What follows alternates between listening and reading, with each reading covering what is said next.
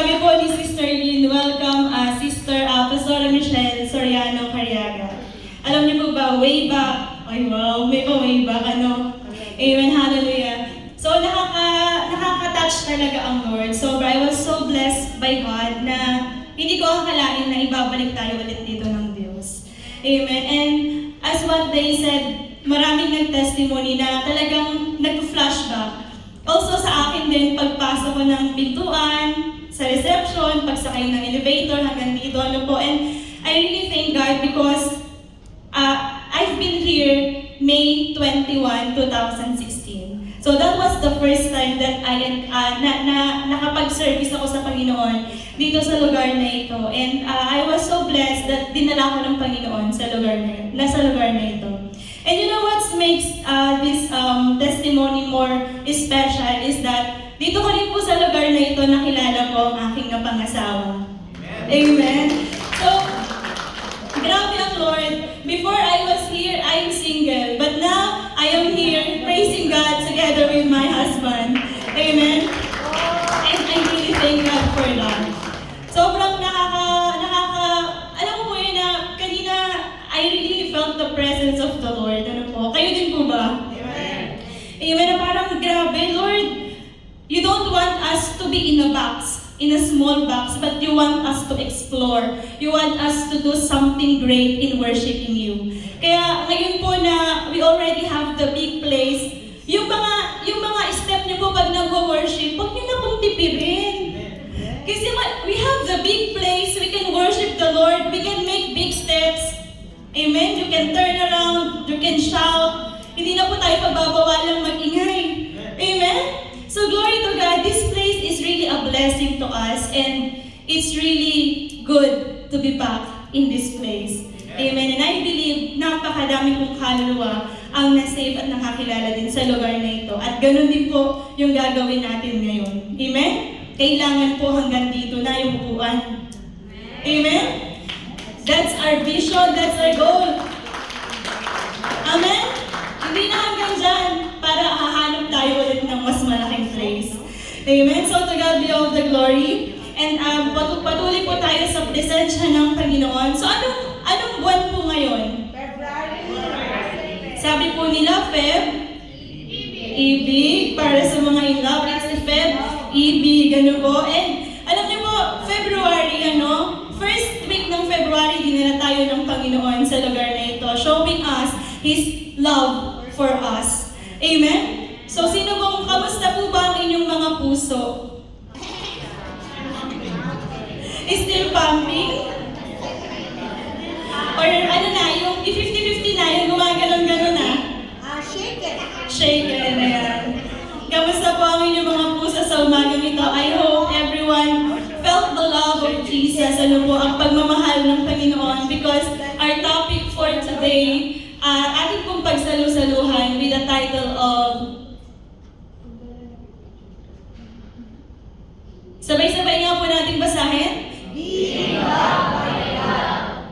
Amen. Being loved by God. So let's open our Bible in Genesis chapter 29 verse 31.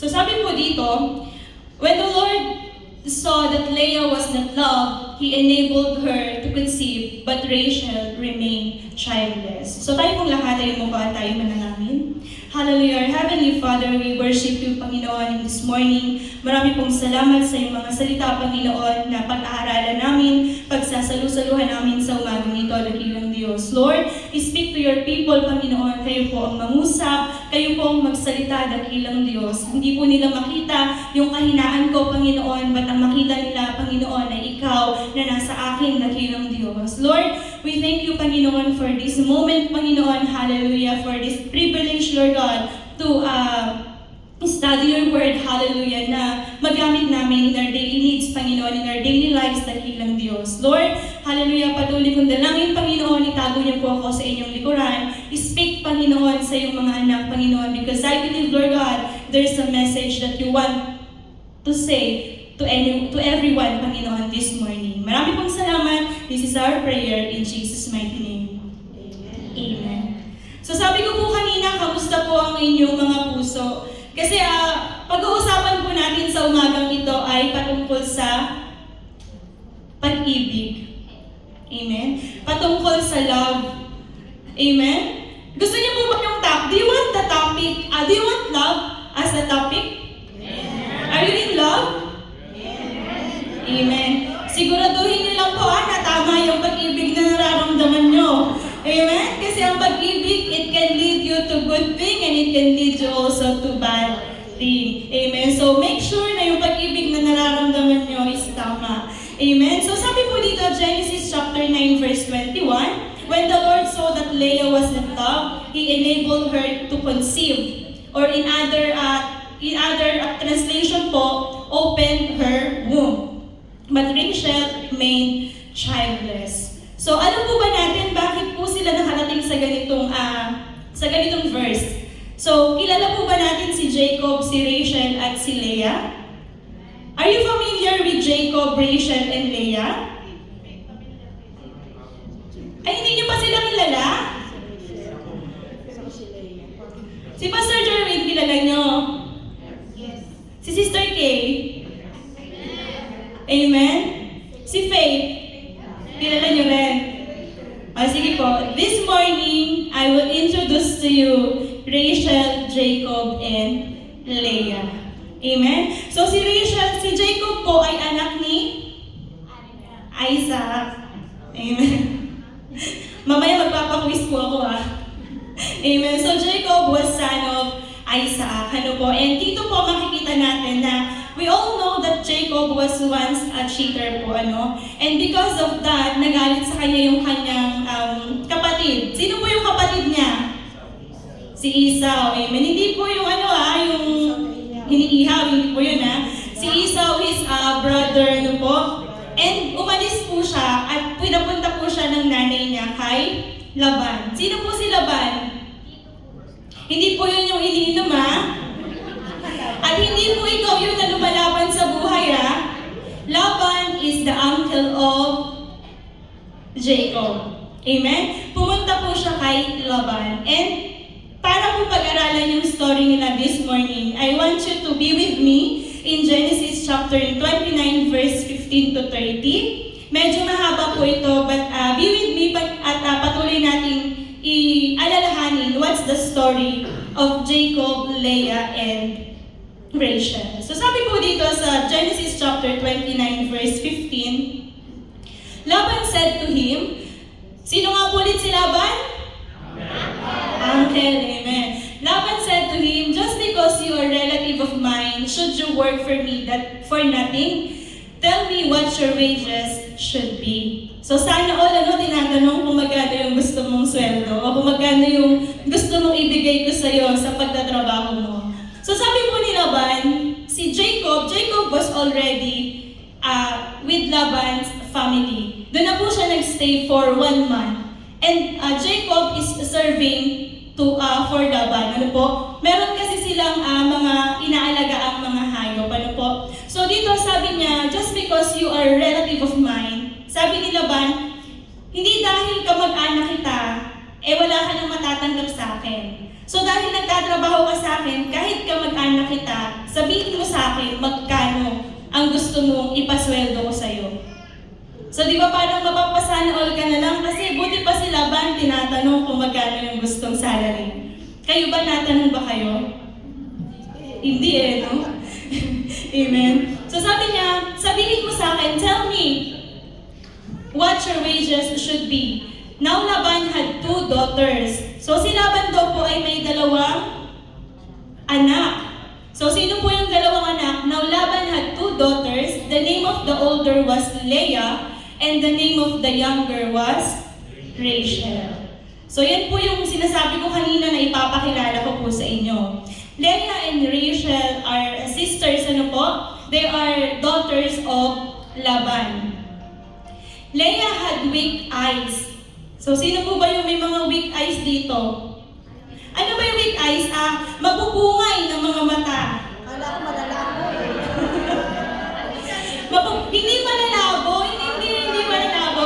Mapupungay ng mga mata.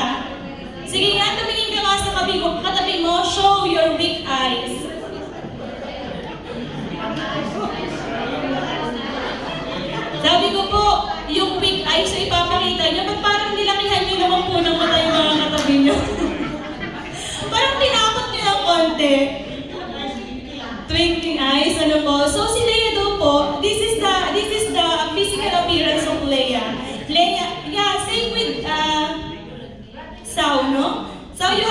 eyes also?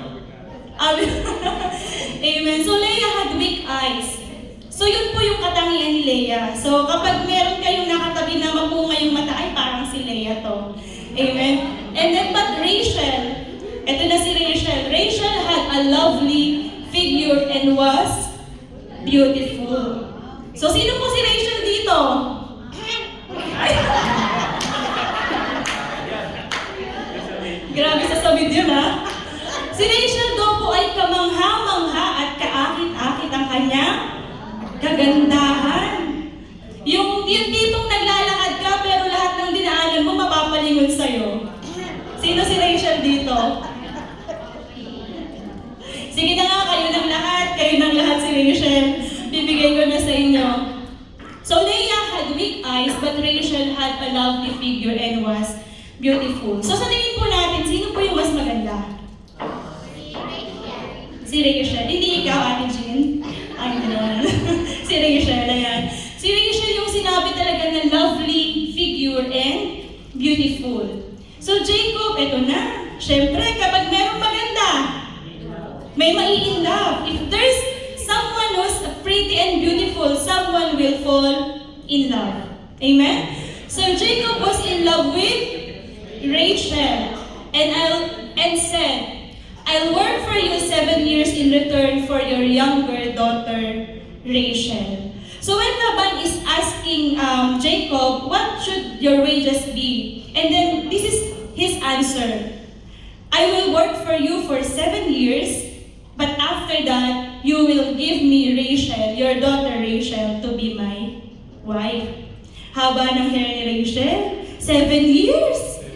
Ilang buwan ka bang niligawan ng asawa mo? 2 months? O meron dito isang linggong pag-ibig lang, naalis na agad? Well, sino dito niligawan ng 1 year? Ay, wala? Ano ba, pa 2 years ba ako o pababa? Pababa. Oh, 7 months.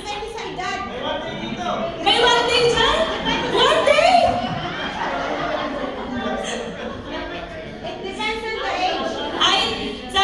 It depends on the age. Hindi kasi pinahari. Ako po, nanligaw ng 1 taon. Huwag kang maingay. Amen. So kami po talaga 1 year and I made it exactly 1 year. So to God be all the glory po kasi nagtiis po siya, nagtiyaga po siya. 7 months. Ako lang po, 5 months. Si ate, 5 months. 4 months. 1 month? Grabe, bilis naman nun.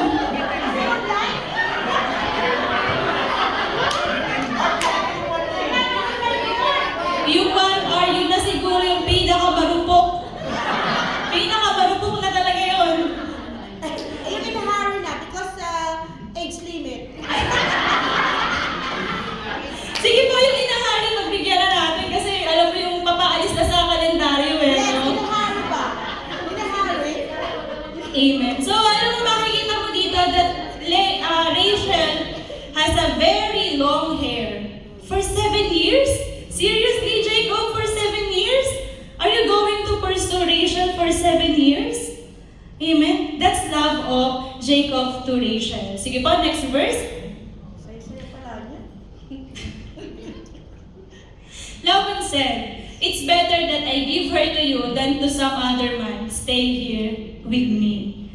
So sa mga lalaki po na kinausap yung parents ng kanilang mapapangasawa, kayo po ba yun? Wala, hindi rin? Amen. Yung amen, amen.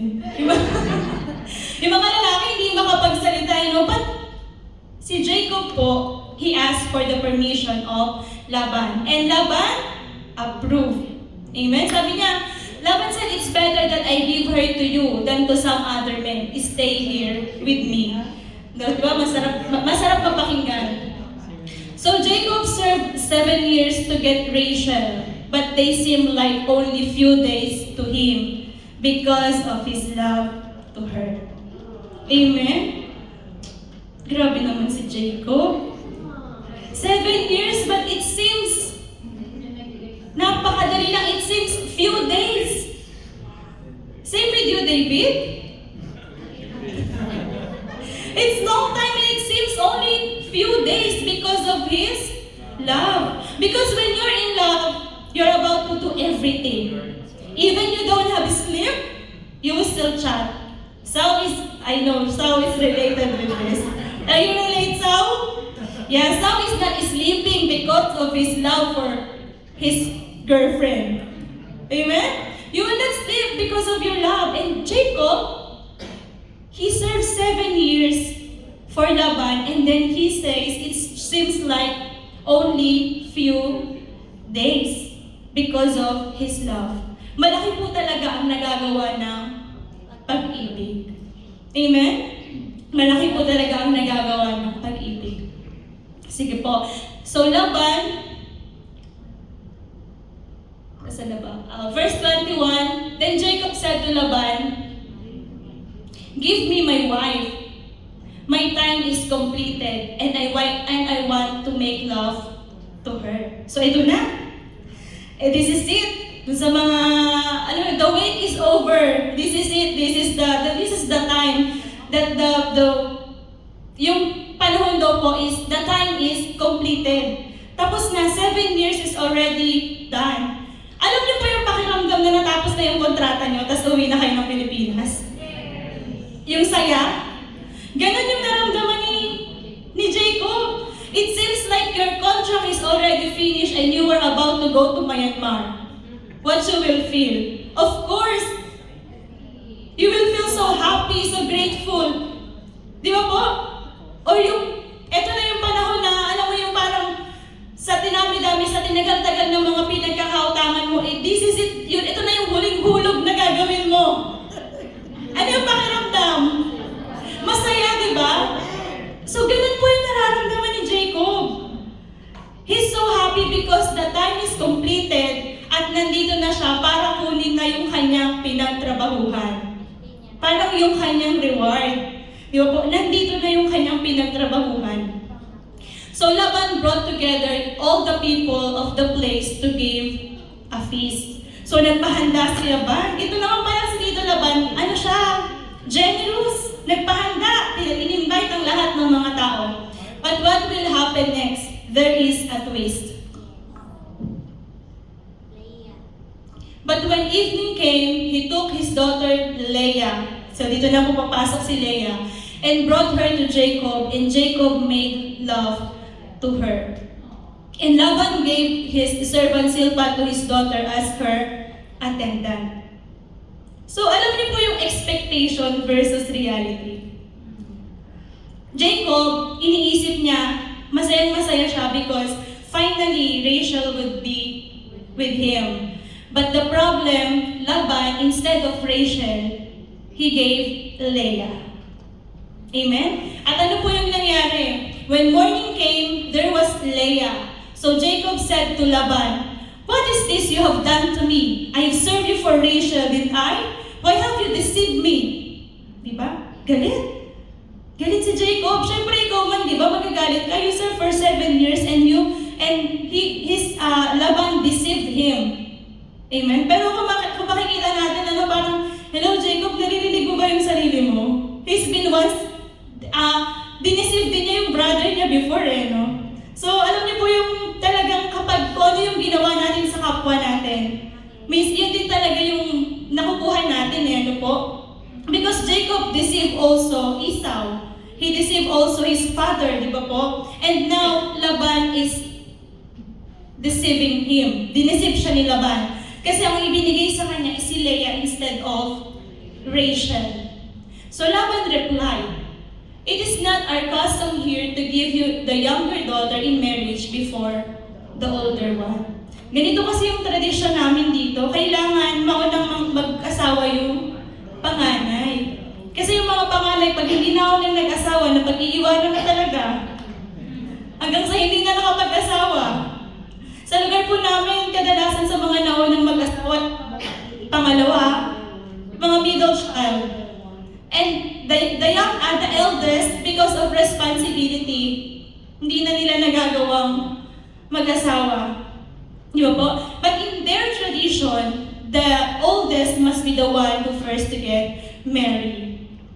Eh bakit hindi niya sinabi kay Jacob? Di ba? Yun naman pala eh. Ba't hindi niya sinabi? Pwede naman sana nang sabihin, di ba? Imagine mo, Jacob served 7 years for Rachel but gave Leah. And then, ang i-reply lang sa'yo because it's not our custom here. Did Jacob deserve to know? Di ba dapat malaman din naman ni Jacob? Pero ano po yung mga susunod po na nangyari? Sabi po dito sa verse 27, finish this daughter's bridal week, then we will give you the younger one also in return for another 7 years. So sad. Laki ng reaction nyo Imagine, you've already served 7 years and then he gave Leah and now Laban wants Jacob to serve him again for another 7 years. So ilang taon na? Ay, grabe naman sa lolo. 14 years for Rachel. Amen? Ladies, kung yung mga lalaki, mahal kayo talaga. Amen? Si Jacob, 14 years. Nag-say no ba siya? Ito yung malalaman natin ngayon. And Jacob did so. He finished the week with Leah, and then Laban gave him his daughter Rachel to be his wife. So after a week na matapos ang bridal na celebration nila, binigay na naman si Rachel. So si Jacob, dalawa yung asawa niya, magkapatid. Jacob made love to Rachel also, and his love for Rachel was greater than his love for Leah. And he worked for Laban another 7 years. And doon po natatapos ang story. Amen? Alam niyo po, mapapaisip tayo, why the Lord put this kind of story in the Bible? Wherein 2 sisters sa isang lalaki, ano po.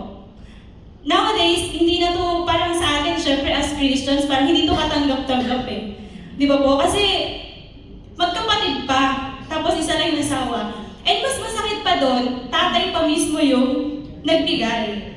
Amen? But you know why? Why the Lord is putting this kind of story in the Bible? Because the Lord has a message for each character na meron po dito. Amen? I believe there's a message sa mga character na meron dito. This story po is so familiar na kapag naririnig mo yung story na to, parang ang unang what comes first to your mind is that Laban deceived Jacob. Or Jacob looking for Rachel but binigay agad si Leah bago si Rachel. Ganun yung mga papasok sa yung story. Ano po? Parang yun yung maha-highlight. Ang mas maha-highlight dito is yung service ni Jacob na 14 years. Amen? Sa inyo po, ano yung mas tumatak? Di ba yun yung mas tumatak, ano? But you know, this morning, I want you to focus on one character which is overlooked. Yung underrated, yung hindi masyadong pansin sa storyang ito. I know, marami nang nag-preach about Jacob, about Rachel, but this time, I want to share to you the inner story of Leah. Amen? So ano ba ang ibig sabihin ng salita o ng pangalan ni Leah? Sabi po, Leah's name means weary. Para po pala kayong si Leah, pagod na. Amen? Si Leah daw, pagod po ba kayo? Si Leah lang yung pagod. Amen? Leah's name was weary, ano po. So anong pag-aralan po natin yung profile ni Leah? Sino ba si Leah? Ano ba si Leah? Ano ba yung mga difficulties na pinagdaanan niya? Sabi kanina ni Ma'am Shi sa kanyang testimony, kung kayo yung dumaan sa mga pinagdaanan ko, gumagay pa si Ma'am Shi, baka hindi nyo kayanin. Amen? Kasi lahat tayo, we have our difficulties in life. But let's study the difficulties in life of Leah. So sige po. Sabi po dito, Leah, living with someone who does not love her. Gaano kahirap makisama sa taong hindi ka naman mahal? It's so hard, no? To be with someone na hindi ka naman mahal. Because sometimes, yung mahal ka nga ay napakahirap ng pakisamahan eh. Paano ba kaya yung hindi ka mahal? Di ba? Sa mag-asawa, in a couple, I believe, in a couple, you truly love each other. But there's still fights. Amen? May mga pag-aaway pa din. Even you are a Christian, even you are serving God, I believe there's no perfect marriage. Amen? It's all together with the love of God. Kaya nga sabi nila, when you are in a relationship, when you are in a where you're about to get married, it must be love triangle. Love triangle, but not like Jacob, Leah, and Rachel, but love triangle with Jesus on the top. Amen? Jesus, wife, and husband. Because if husband and wife will get weaker, Jesus is there. Ano po? So, ganun daw po dapat. Because sabi dito, living with someone who does not love her, it's so hard. Amen? Kasi sabi ko nga, yung asawa mo, mahal ka na niyan eh. Yung pamilya mo, mahal ka na niyan. Pero di ba, may mga pagkakataon pa rin na napakahirap makisama. But, can you see the situation of Leah? He's with someone who does not love her. Di ba po, ang sakit? Ang sakit, no? Hello? Are you still with me? Are you still there? Amen. Praise God. Ano ba daw po? Experience rejection and heartaches. Alam mo you are always being compared with someone. Di ba? Siya lagi siyang parang nako-compared sa kapatid niya. Do you experience na nung may mga kapatid kayo, di ba? Do you experience na, mas maganda si ganito, mas mabait si ganyan. Amen. Amen, di ba? Okay sana kung ikaw yung mas. E paano kung ikaw yung hindi mas? Di ba? Yung, halimbawa, kayong magkapatid, mas mabait si ganito kaysa kay ganyan. Mas mabait si ganito kaysa kay ganyan. Amen? Dito po, si Leah experienced rejection and heartaches. What about rejection? Nakita niyo po ba na-visualize niyo po ba yung reaction ni Jacob nung pagising niya, instead na si Rachel yung mag-good morning sa kanya, si Leah yung nakita niya? Di ba? Siguro kung si Rachel yun, baka sobrang saya ni Jacob, ano? Good morning, my love. How are you, my love? How's your sleep? Pero nung si Leah yung nakita niya, siguro biglang bangon siya. Bakit ikaw yung nandyan? Amen? Biglang bangon siya and punta siya agad kay Laban. Alam niyo yung naramdaman ni Leah? I'm sure. Nasaktan siya. Amen? Nasaktan siya kasi hindi naging masaya yung pagising ng asawa niya. Ano ba daw po? Adjusting to her father's decision. Meron po ba ditong fixed marriage? Yung parang hindi nyo gusto yung napangasawa nyo? Gusto nyo naman? Ngayon, natanong ko, nung pinakasalan nyo, gusto nyo? Tama? Ulitin ko.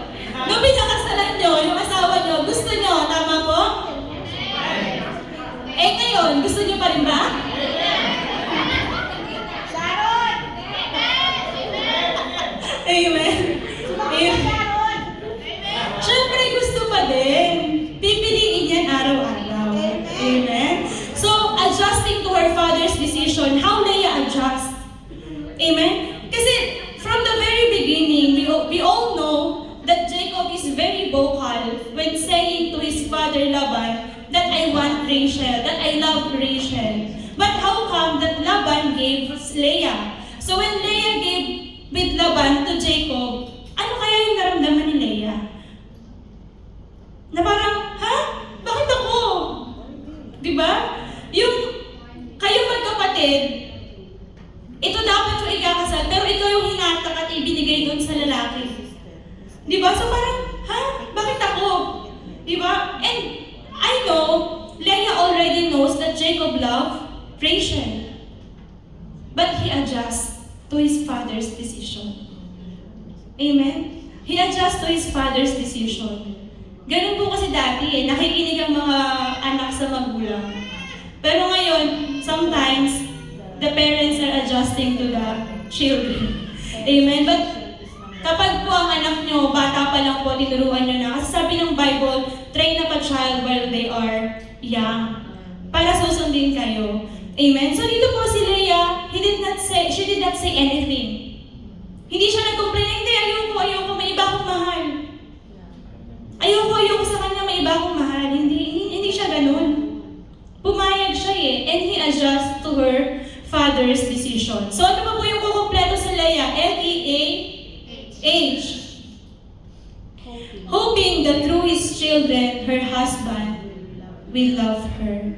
Sabi po kasi nila, kapag daw po nagkaanak na ang isang tao, they change. Yes. Amen? They change for the children. But depends. Or they change. For some change, but for some it depends on the situation. There are some they change, but there are some they still not change. But this time, Jacob is still not changed. Amen? Hoping that through his children, her husband will love her. So, nakita niyo po ba yung pain and difficulties in the life of Rachel? It's more on emotional. Amen? Sabi nga ng mga kabataan ngayon, emotional damage. Amen? Kumbaga talagang damage yung emotional ni Rachel. But you know what's good with Rachel? He not only have the difficulties, but she also have the strength. So ngayon tingnan natin yung strength naman ni Rachel. Sabi dito, ni Leah. Leah's strength, letter L, loving and serving her husband even though she is unloved. Do you experience that? Even you felt unloved, do you still serve your husband? Not only your husband, or let's say for example in your working places, you felt unloved, you felt underrated, you felt like hindi ka mahalaga dun sa lugar na yon, but still you love them, still you serve them. Even your boss or your madam don't like you, but still you serve them, you love them. Amen. Sometimes it happens because not all the people will love you. Not all the people will like you. But you know the strength of Leah? Even Jacob is very vocal saying that Rachel is the one that I love. But Leah still loving and serving her husband even though she is unloved. Imagine every day when Rachel wakes up and then makikita niya yung asawa niya na falling in love with someone that after 14 years is still in love with Rachel and not giving something love for Leah. It's really hard. But to stand on that year together, because sometimes, or maybe yung iba, baka sumuko na. Diba? But Leah, she loved and served her husband even though she is unloved. Amen? Sa panahon natin ngayon, baka sabihin, ano yan, martyr. Yung iba nga mas worse sa martyr eh. Di ba yung letter T, pero hindi ko na lang sasabihin. Amen? So ano ba po yung strength ni Rachel? Emotionally strong and composed. Yung iba baka nag-breakdown na yun, baka nagwala na yun eh. Mahalin mo naman ako, baka ganun. But si Rachel po hindi. Si Leah hindi. She is emotionally strong and composed. She can manage her emotions. Ano pa daw po? Always rely on God for comfort and help. Amen? Si Rachel po yung tao na kahit ganyan yung pinagdadaanan niya, laging sa Panginoon yung pagtawag niya. So mamaya babasahin natin paano siya nagre-rely sa Panginoon. Ano pa daw po? Letter H? Having joy in the blessings that God gave her. Alam niyo po kung ano yung blessing na natanggap ni Leah? Yung mga anak niya. Amen? That in your situation, even wala na kayong makain, but you still have joy in your heart because you have the blessing from the Lord and that was your children. Amen? Ganun po si Leah eh. Kahit na masama yung nararamdaman niya, even she felt pain, but still, she have joy in the blessing that God gave her. Leah focuses on the blessing. Amen? Leah focuses on her strength not on her difficulties. Leah focusing on the blessing and not on the pain that she's experiencing. Amen? So that's the strength and that's the difficulties of Leah. Amen? So ano po yung matututunan natin sa umaga pong ito? Ano po? Sige po, bilisan na lang din po natin. Sabi po dito, God bless us differently. My blessing is different from yours. Leah's blessing is different from Rachel's blessing. Amen? Hindi po tayo pare-parehas. So sabi po dito sa Genesis chapter 29 verse 31, when the Lord saw that Leah was not loved, He enabled her to conceive, but Rachel remained childless. So nung nakita po ng Panginoon na si Leah ay hindi mahal ni Jacob, ano po yung ginawa niya? Sabi nga po sa ibang translation, He opened up her womb. Binigyan niya po ng anak si Leah. So nung nagkaroon po ng anak si Leah, ano po yung naramdaman ni Rachel? Jealous. Amen? Kasi syempre, kung parehas kayo, hindi kasi maikakailan na maiko-compare sila. Amen? So si Rachel, walang anak. And then si Leah may anak. So ano yung naramdaman ni Rachel? Syempre, magkakaroon siya ng jealousy. But sabi ko nga po kanina, no, our blessings comes in different form. Our blessings comes from different aspects. Ano po? Because sometimes you want that blessing, but the Lord prepares something great for you. Amen? Minsan naiinggit ka sa katabi mo kasi ba't naman yung katabi ko ang ganda-ganda ng buhok, ba't yung sa akin, hindi. Amen? Bakit naman yung katabi ko ang tangos-tangos ng ilong, pero ba't yung sa akin parang... Alam.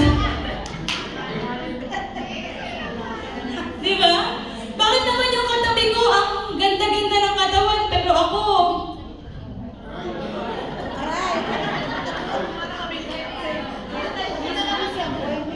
Amen? Bakit yung katabi ko lagi na lang nai-increasean yung salary, pero bakit ako na nagpapakahirap? Wala. Amen? Her blessing is different from yours.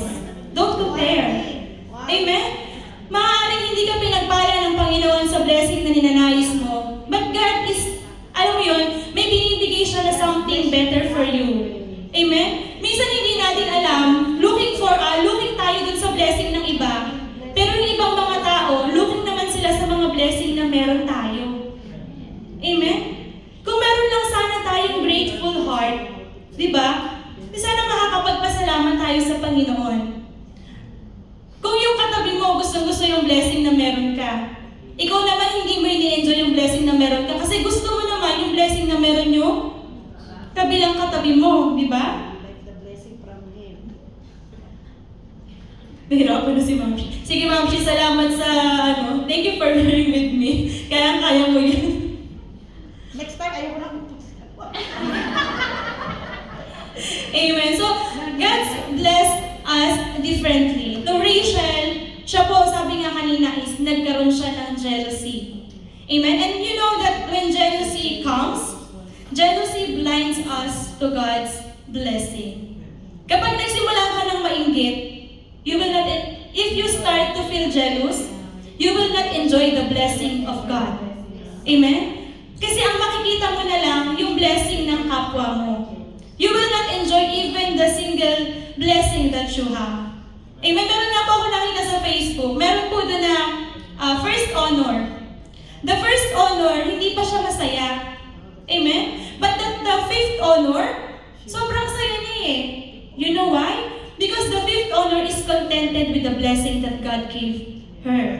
But the first honor, hindi siya contented. But God blessed us differently. Magkaiba po yung pagpapala na binibigay sa atin ng Panginoon. So, instead of being jealous, wag pong ganun yung maramdaman natin, but let's enjoy blessings na binigay sa atin ng Panginoon. Si Rachel po, nakaramdam siya ng jealous kasi hindi siya nagkaanak. Si Leah po kasi nakakaapat na. Si Rachel, wala pa din. So parang 4-0. May kilala po ba kayong ganon? Yung kapit Amen? Si Rachel po, wala pa rin siya. So nakaramdam siya ng jealousy. Pero unfair ba ang Lord? Hindi, di ba? Kasi unang-una, mas sabi doon kanina, di ba pinag-aralan natin, mas maganda siya. Di ba? Siya yung pinili ni Jacob. Jacob serves 14 years. Amen? Pero hindi nakita ni Rachel yung blessing na yun. Kasi nakikita niya yung blessing ni Leah. Na si Leah merong anak. Pero hindi niya nakikita yung blessing niya na sana gusto ni Leah, meron din siya. Na si Leah gusto niya na sana ako din, mahal din ako ng asawa ko. Diba? Na sana ako din yung pinili. Amen? Nakikita niyo po ba? Nagkakaroon sila ng competition sa isa't isa because of jealousy. And tatandaan po natin that jealousy blinds us to God's blessing. Hindi po naging unfair ang Lord. Kasi alam niyo po in Genesis chapter 30 verse 22, basahin ko po dito. Hindi naman po nakalimutan ng Panginoon si Rachel. God also hears Rachel's prayer. Then God remembered Rachel. He listened to her and opened her womb. She became pregnant and gave birth to a son and said, God has taken away my disgrace. She named him Joseph and said, May the Lord add to me another son. Amen. And alam niyo po ba na pagkatapos po niyang manganak kay Joseph, nagkaroon pa po siya ng isa pa pong anak. And after po doon, she died during delivery. Amen. You know, sometimes we are forcing God, Lord, give me this, give me this. Rachel is asking God for so many years, asking to open up her womb so she can get pregnant. Pero, yung pala yung mangyayari sa kanya eh. So imagine nyo kung pagkakasal nila, binigay na agad ng Panginoon yung dalawang anak para sa kanya, hindi na nagtagal yung buhay niya. Kasi namatay na siya agad. Amen? God has a perfect timing. Diba? Ngayon naiintindihan natin na kaya pala hindi pa siya nagkaanak kasi pala nung nanganak siya, namatay na siya. Amen? May mga different timing tayo, so don't force things to happen. Lagi tayong mag-align sa presensya at sa kalooban po ng ating pong Panginoon. And then, next lesson that we've learned. So yun nga po, God bless us differently. Huwag po nating hingin yung pagpapala ng iba, but let's be grateful for what the Lord has given us. And then number 2 po is, be open for a change. Maging open po tayo sa pagbabago. Amen? Gusto ko pong basahin dito yung Genesis chapter 29 verse 35. Sabi po dito, she conceived again, and when she gave birth to a son, she said, this time. Amen? So when we heard the word, this time, alam mo na something will change. Diba? Kasi sabi niya, this time, I will praise the Lord. She named him Judah. Then she stopped having children. This is Leah. Amen? So basahin ko po yung bago po ito kasi si Judah po is 4th son niya. So bago po si Judah, meron pa pong 3 anak siya. So dito ko na lang po basahin sa aking Bible. Sabi po dito, Leah became pregnant and gave birth to a son. She named him Reuben. So ito po yung first son ni Leah, si Reuben. For she said, it is because the Lord has seen my misery, surely my husband will love me now. So sa unang anak pa lang po ni Leah, pinangalanan niya yun ng ganon dahil depende po sa kanyang kalagayan. And sabi niya, she have hope in her heart na kapag nanganak dahil dun sa anak niya, her husband will love her. Amen? And then, hindi pa rin po siya minahal katulad ng pagmamahal kay Rachel. So verse 33, she conceived again. And when she gave birth to a son, she said, because the Lord heard that I am not loved, He gave me this one too. She named him Simeon. Amen. So sa second child niya, pinangalanan pa rin niya, depende dun sa kanyang situation. So baka, parang naalala ko po nung COVID no? Yung mga nanganak ng COVID, parang lahat tungkol sa COVID yung pangalan. Di ba po, may mga ganun eh, parang, o yung nauso yung Aldab Nation, yung mga anak ng ang daming Alden sa lugar namin. Amen? Nakadepende dun sa sitwasyon. So, Leah, pinapangalanan niya po yung anak niya, depende sa kanyang sitwasyon. So, yung una, di ba sabi niya, it is because the Lord has seen my misery. Tapos yung pangalawa naman, because the Lord heard that I am not loved. Dito sa pangatlo naman niya, sabi niya, again, she conceived, and when she gave birth to a son, she said, now at last, my husband will become attached to me because I have borne him 3 sons. So he was named Levi. So parang umaasa siya sa pangatlo niyang anak na mamahalin siya pa rin ng asawa niya. Pero minahal na po ba siya? Kaya ito na po yung pang-apat. Sabi niya, she conceived again, and when she gave birth to a son, she said, this time, I will praise the Lord. Amen? Nakita niyo po dun sa tatlo niyang anak, all negative yung kanyang mga pinangalan eh. Depende sa kanyang sitwasyon. But what's good, laging kasama ang Panginoon. She really relied in the presence and in the help of our Lord. And dito when we say, this time, di ba? Naalala ko lang kasi kapag nanonood tayo ng mga teleserye, no? Simula sa araw na to, di ba may ganyan? Kapag maghihiwalay na yung nanay at tatay, simula sa araw na to, hindi mo na ako makikita sa pamamahay na to. Di ba may mga ganyan? Simula sa araw na to, kakalimutan na kita. Nakalimutan niyo po ba? Charla. It's a prank. Amen? Simula sa araw na to, hindi mo na kami makikita ng anak mo. Nasabi niyo ba yun? But you know what's good to Leah? Nagkaroon siya ng pagbabago. She is open for a change. Alam niya na yung sitwasyon niya, 3 na yung naging anak niya, hindi pa rin nagbabago. Diba? Wala pa yung pagbabago. So, nung pang-apat, nagkaroon siya, yung pagbabago sa kanya na nagmula. Kasi sometimes, we are waiting for the person to change. But what the Lord want us is, tayo na yung magbago. Hindi tayo yung magbabago na magiging masama po tayo, ha? Don't get me wrong po. But let's change for the better. Amen? Kung yung sitwasyon nandyan ako, yung sitwasyon hindi nagbabago, you still have option. You can change. Be open for change. Amen? Because when the situation remains the same, change your mindset. You still have choice. Diba? Huwag tayo masyadong magpakalulong dun sa bagay na hindi na tayo nagiging fruitful. Sa bagay na hindi na tayo nagiging productive. Amen? God create us to be fruitful, to be happy, to be free. Amen? Huwag mo ikulong yung sarili mo sa sitwasyon kung meron ka namang kakayahang lumaya. Amen?